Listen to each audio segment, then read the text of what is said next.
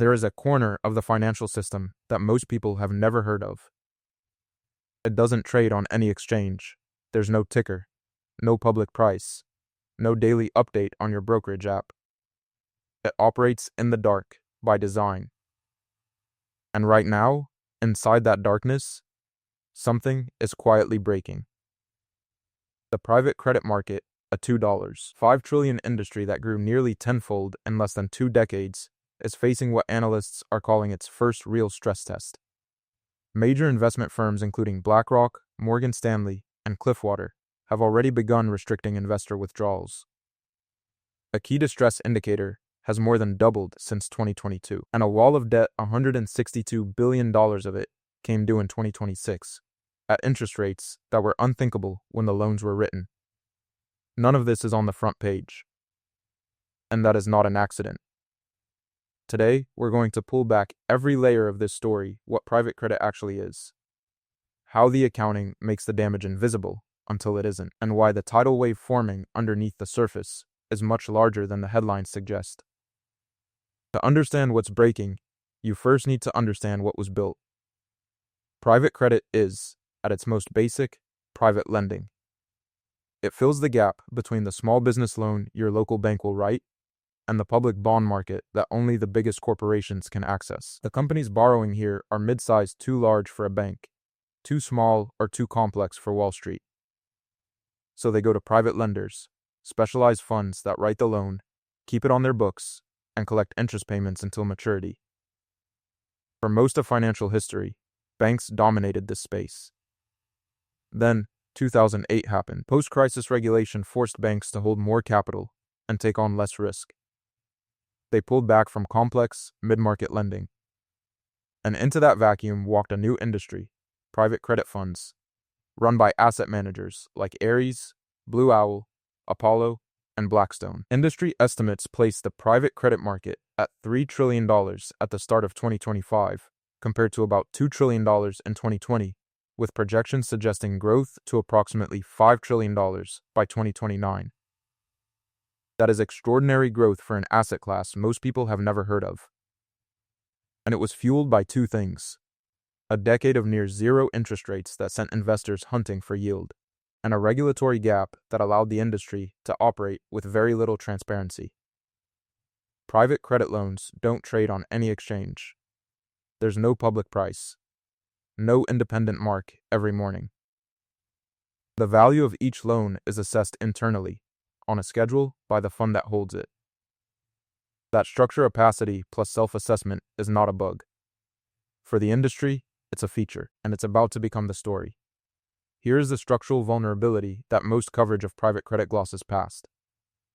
The overwhelming majority of private credit loans are floating rate. That means the interest the borrower pays isn't fixed at origination, it moves with a benchmark rate, typically SOFR, the secured overnight financing rate. When the benchmark moves up, the borrower's interest payment moves up with it, automatically, every single month. In 2021, when most of these loans were written, SOFR was effectively zero.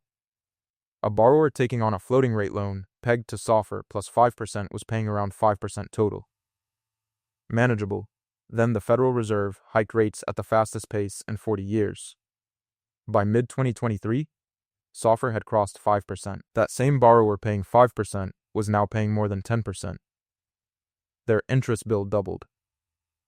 On the same loan, without choosing to borrow more. The IMF's 2025 Financial Stability Report found that around 40% of private credit borrowers now have negative free cash flow, up from 25% in 2021. Those are not abstract percentages.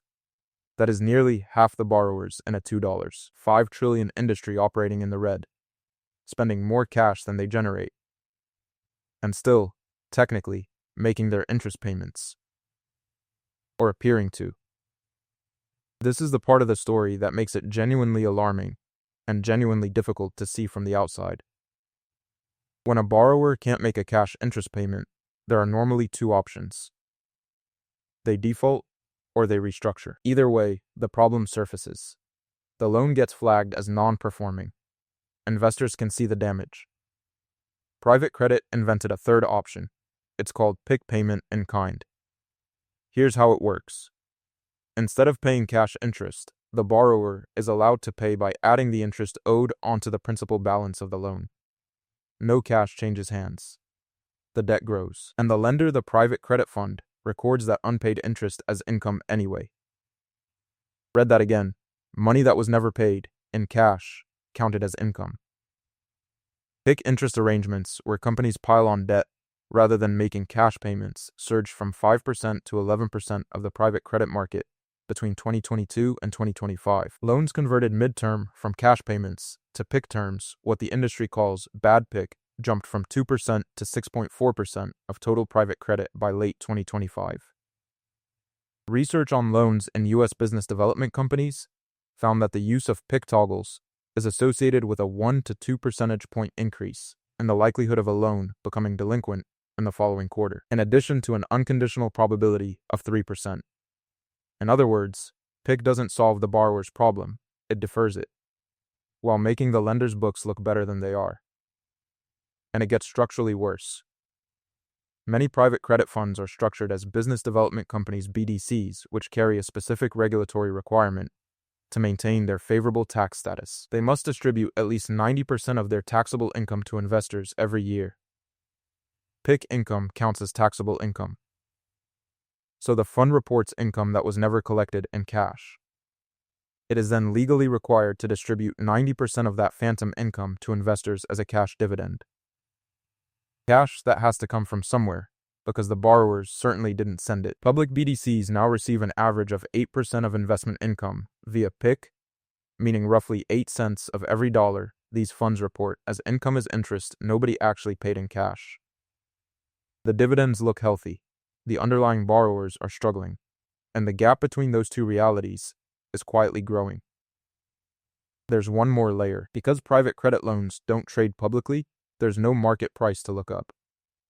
Funds value them using what accounting calls Level 3 assets, the most subjective category in financial reporting. These valuations rely on internal models, unobservable inputs, and assumptions the fund itself chooses. The conflict of interest here is not subtle. The fund values the same assets it holds. A lower valuation means losses the fund has to report. A higher valuation means the fund looks healthier, fees stay intact, and investor capital stays in. Private credit risks are shifting toward liquidity constraints, opaque valuations, and investor behavior, with rising defaults and external shocks exposing underlying fragility. And the cracks are already visible at the edges. Major business development corporations, including Ares Capital and Blue Owl, are now trading significantly below their net asset values, meaning the public market, the one place where an independent price exists, is saying these assets are worth less than the fund's claim on paper. JP Morgan has already marked down certain software sector private credit positions, citing AI-driven disruption risks. The software sector matters here because it represents roughly 40% of all sponsor-backed private credit loans, and it's an industry whose business models are being rewritten in real time. Private credit loans don't last forever. They mature. And when they mature, the borrower has to pay back the principal or refinance at whatever rate the current market offers. A $162 billion maturity wall arrived in 2026 debt that must be refinanced at significantly higher costs than when it was originally written. Unlike previous years, where lenders were willing to extend terms, credit appetite has soured. BDCs hold $18.3 billion of private credit loans maturing in 2026, rising to $63.9 billion in 2028 and $7 billion in 2031, with software loans representing an increasing share of these maturities. And the 2021 and 2022 vintages are the most problematic, struck in an era of inflated valuations, low base rates, and aggressive leverage. Many of these companies failed to deliver the adjustments assumed at underwriting.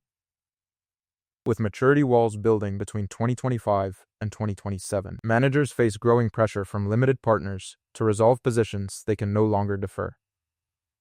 As a result, defaults are expected to rise in this cohort in 2026 and beyond. In February 2026, UB strategists raised their worst-case scenario for private credit defaults to a staggering 15%, while the headline default rate in private credit has remained below 2% for several years. Once selective defaults and liability management exercises are taken into account, the true default rate approaches 5%. The official number and the real number are not the same number, and the gap between them is the story. Let's be precise about what this is and what it isn't. This is not 2008. Private credit does not carry the same systemic interconnection as the mortgage-backed securities market did then. The contagion risk is different. The transmission mechanisms are slower. When a private credit loan quietly deteriorates, it doesn't instantly ripple through a chain of leveraged instruments the way subprime mortgages did. But here's what makes this moment genuinely significant. Rather than triggering a sudden crisis, private credit is likely to amplify economic stress and undergo gradual adjustment as it matures. The damage accumulates slowly and visibly behind accounting structures designed to absorb stress without surfacing it until the maturity dates arrive and the deferral runs out. The $2.5 trillion tidal wave isn't a moment. It's a process, and that process is already underway. The PIK loans are accumulating interest on top of interest. The maturity wall is cresting. The redemption restrictions at major firms are a signal, not a panic, but a signal that liquidity inside these structures is tighter than the public-facing numbers suggest.